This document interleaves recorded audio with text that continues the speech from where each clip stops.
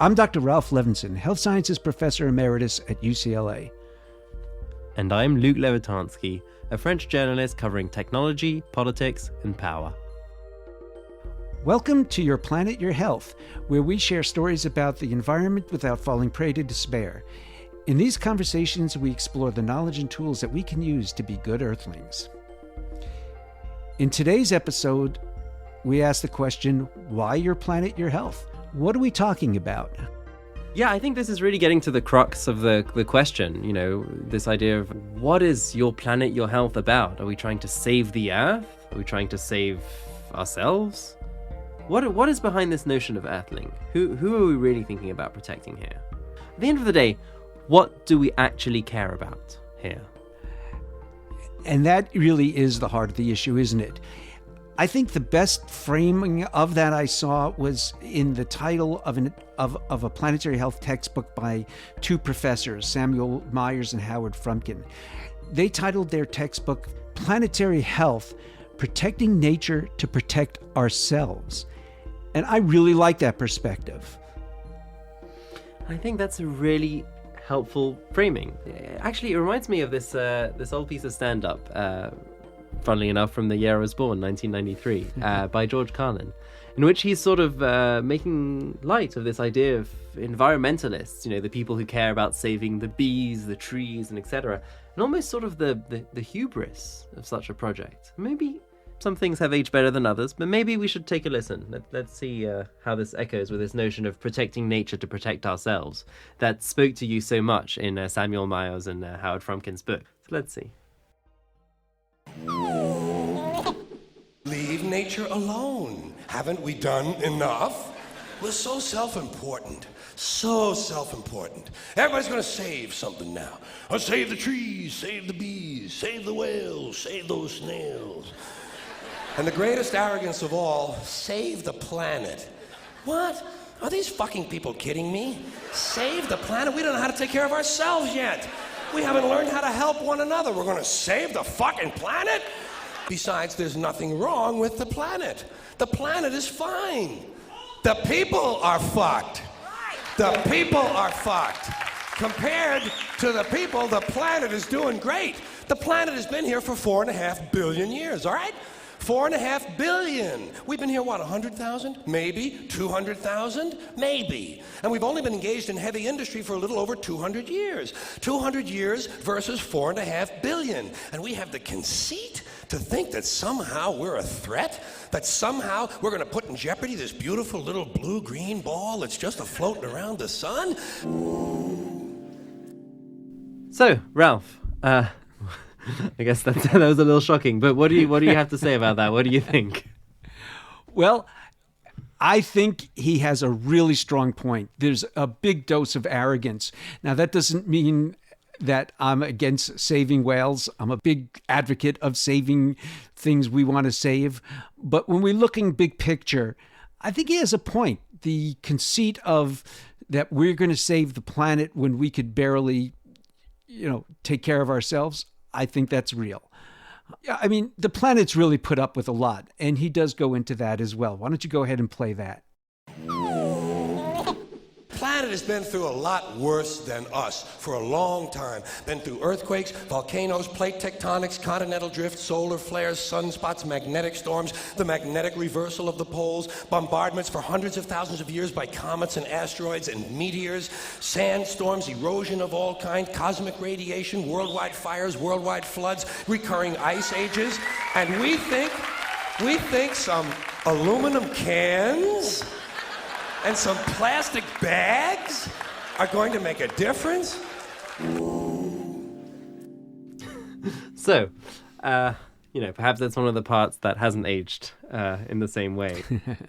I think actually this is a useful point for us to cut into, Ralph, with your scientific perspective. I think we can actually add a little bit more context to this sort of litany that he's drawing up. Obviously, the crescendo there is sort of this humorous idea that back to the hubris of thinking that plastic bags are the major change that we've done. But I think this is where I think your scientific insights can bring more of a context to this idea of the Earth having been through things way before humans were alive. Perhaps you can lay out a little bit more of this sort of a planetary perspective. What is the history of the Earth reckoning with these giant shifts in, how life has been organized on it? Absolutely. The plastic part is one of those things that haven't aged as well. We kind of understand plastic is a little more insidious than that, but the basic picture he's giving us is totally correct. There's been huge cataclysmic events, and the Earth's time frame is so different from ours that indeed even plastic kind of pales in comparison. Now, geological time is the time the Earth lives with, right? It's 4.4 billion years old. As he mentions, we've been around a couple of 100,000 years or so. Hominids, maybe 6 million. So you go way back. And first of all, the atmosphere. When the planet formed over 4 billion years ago, the atmosphere first was just helium and hydrogen, just like most of the cosmos. And then it then became more an atmosphere of stuff that we would find totally toxic. Yes, huge amounts of carbon monoxide, methane, and other volatile gases, sulfur compounds. Plants didn't evolve till just a few 100 million years ago. Earth was already almost 4 billion years old at that point. And oxygen was created by earlier organisms that did what's called photosynthesis, takes CO2, carbon dioxide, and spits out oxygen. So about 2.7 billion years ago, that's when that really started taking off. We were at the atmosphere of the Earth was just about less than 1% oxygen.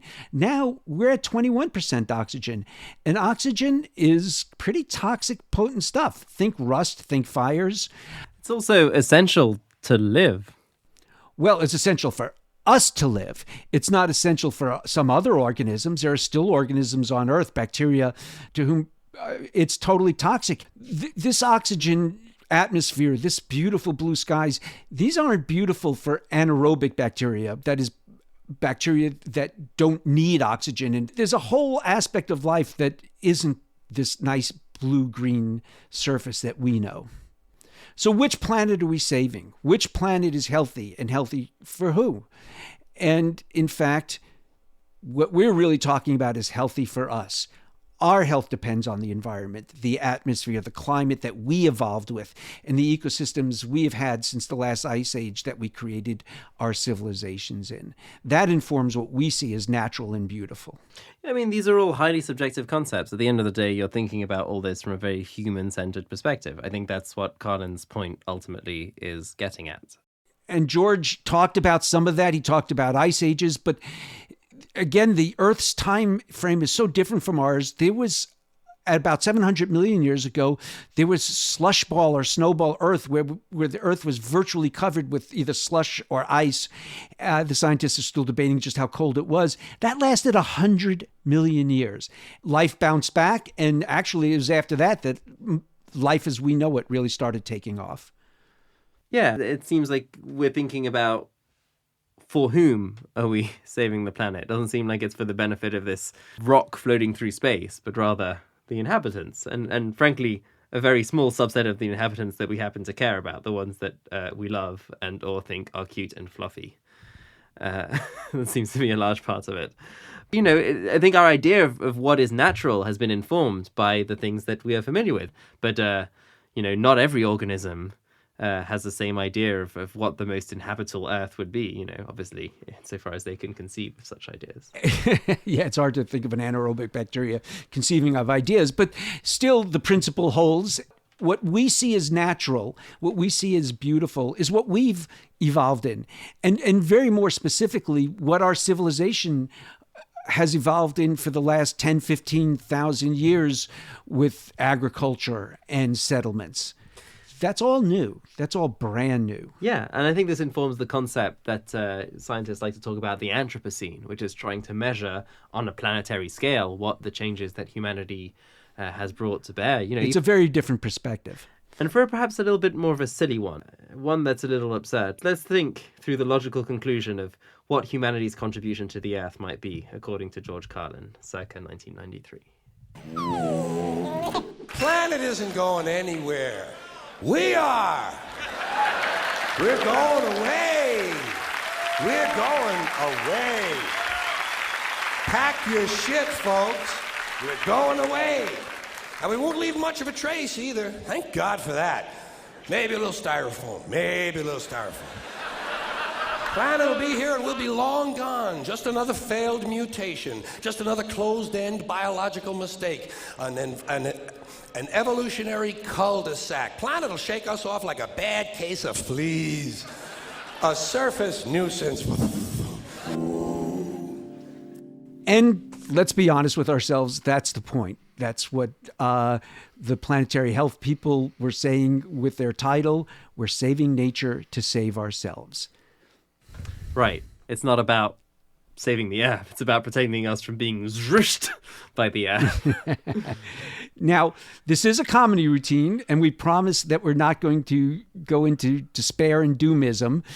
And so I feel compelled to that. Well, yeah, maybe we shouldn't make promises we can't keep. But I think the point here is that it's not too late. The Earth isn't either going to shake us off. It's only if we shake ourselves off by not taking care of ourselves. Yeah, ultimately, we are the causes of our own suffering in this matter. I mean, that's the crux in here, coming back to the center of this routine. Why should we care? Well, because we've got a lot to lose here as a civilization. When we're talking about plastic or forever chemicals, we're talking in our time frame. These things may last tens of thousands of years, hundreds of thousands of years. But let's remember, the planet and life on Earth thinks in terms of hundreds of millions of years, and they don't really care about whether there's big-brained creatures like us messing the whole thing up. From the rest of life's point of view, maybe we're the problem. Well, not maybe we're the problem. We're definitely the problem. Now, but that means we're also the solution. That's exactly right. Going back to our framing here. Absolutely. We're the only possible solution, or short of us going away and then the Earth recovers. But most of us don't want that. So what do we actually want? Well, we want to be able to have the things that will sustain us. We want a life where there's enough biodiversity to feed us. Now, it's clear we want air that's clean to breathe, water that's safe to drink, a vibrant soil that'll grow our food. So obviously we have to care about other organisms. We don't want the bees to go away. They pollinate 30% of our crops. So it's really important that we're making a point here. This is a comedy routine we're quoting from. We're making a strong point with this planetary health perspective. But it's not I think the classic saying is comedy dies in fact-checking. But I think that's a useful context to bring with the bees, actually. You're right. There's a reason to care about the bees, even if we are being anthropocentric, if we're putting humanity's interest first. Yeah, this seems quite crucial. But do go on. And to save the whales, they're great carbon sinks. They take up carbon and store it for decades and decades if we leave them alone. So there's a lot of reasons to have this ecocentric view that we're protecting ecosystems and biodiversity and saving species from extinction for their own sake. There's nothing wrong with that. I'm very partial to that. Yet this other perspective, I think, is one that I'll be honest, just motivates me more. Yeah, and I mean, ultimately, I think that's what we're trying to share here, our personal connection to invest us here. And I mean, even if we're not going into the doomism, I think there are legitimate reasons to be concerned about a future in which climate catastrophe takes over the world, just for our ability to live, thrive, and survive in the current world. It's going to create a lot of fighting over scarce resources in the immediate future, and that's going to lead to a lot of unnecessary suffering, to put it lightly. And it's already happening, and yet, well, that's pretty doomism, isn't it? But the point is that It's not too late. So the point is we won't say it because it's too The point is, there's stuff we can still do. We still have agency. We still have things we can do. And it's really important to us to recognize that. Otherwise, it does become doomism. And we're just not going to fall into that, are we? We're going to take responsibility, and we're going to be talking about what it is that we can do to save this planet, to save ourselves.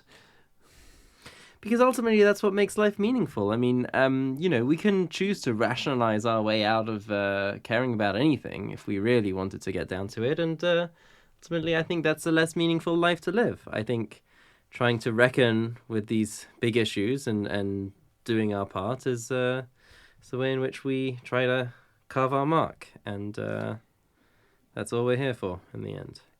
And it really is our responsibility now, isn't it? I mean, the real fact of the matter is our website is called Planetary Health for Busy People.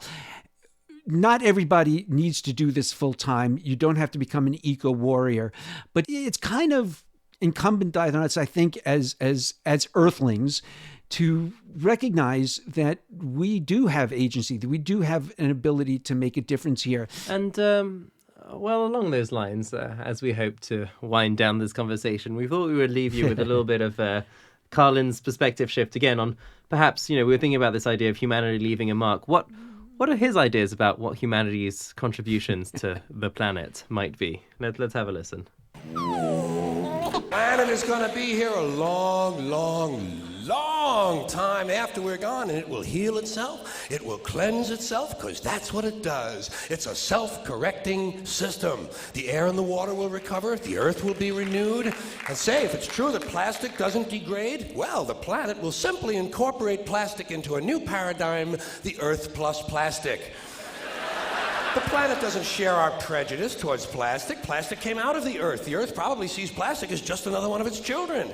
Could be the only reason the Earth allowed us to be spawned from it in the first place. It wanted plastic for itself. Didn't know how to make it. Needed us. Could be the answer to our age-old philosophical question, why are we here? Plastic. Assholes. So... At the risk of a comedy death by 1,000 fact checks, Ralph, perhaps you can enlighten us a little bit about why this idea about plastic might have its limitations. In fact, I love that rap, and the very idea that we have arisen from the clay and the mud to make plastic for a plastic-hungry Earth. I suspect this was the subject of a lot of existential philosophy, just resolved in a few minutes there. And more than a little bit of navel gazing. So, and as one who's dedicated to meditation, I take that one to heart. So I love it. And the reason it doesn't age so well is because we know that, well, first of all, in the long run, when we take the 100 million year snowball Earth perspective, he's absolutely right. I think the real issue is we know a lot more about plastic now. We know about microplastics, and we know when it breaks down, it becomes these little bits of plastic that get into our bloodstream.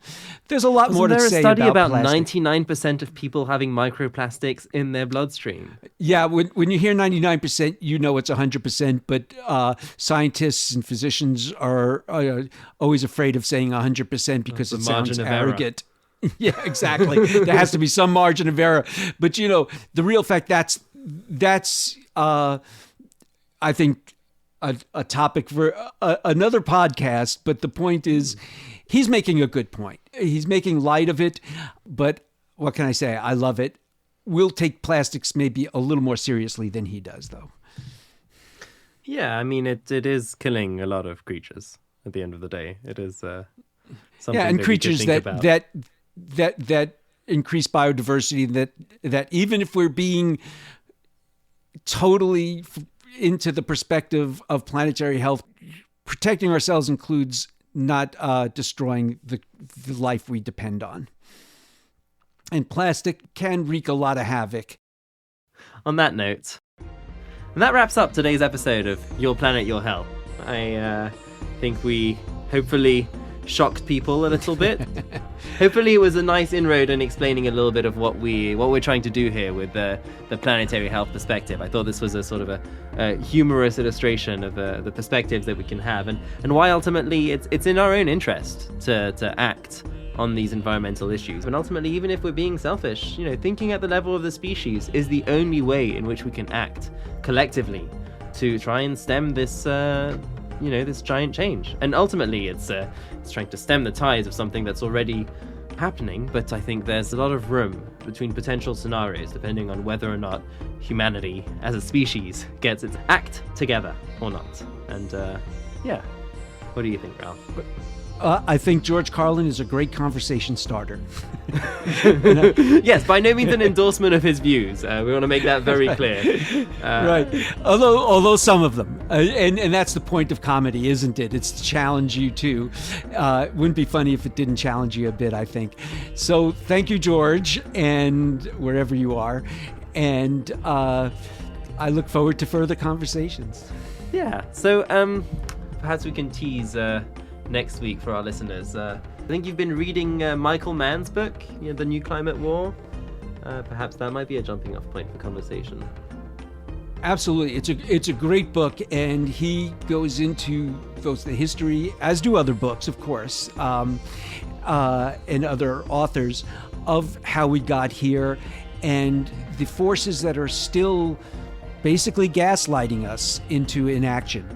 But we have to know what the forces are arrayed against us. What stops us from getting this done? It's clear it needs to be done. Why isn't it happening? And so for that, we'll dip a little into the history. Yeah, we'll learn how this happened, who benefited, and perhaps how to counter it, Maybe we can use the bad guys' tools against them. And on that note, that's a little teaser on that note, for next week. You guys, stay safe. Stay healthy, stay planet. I don't know what that means. See you, Luke. See you.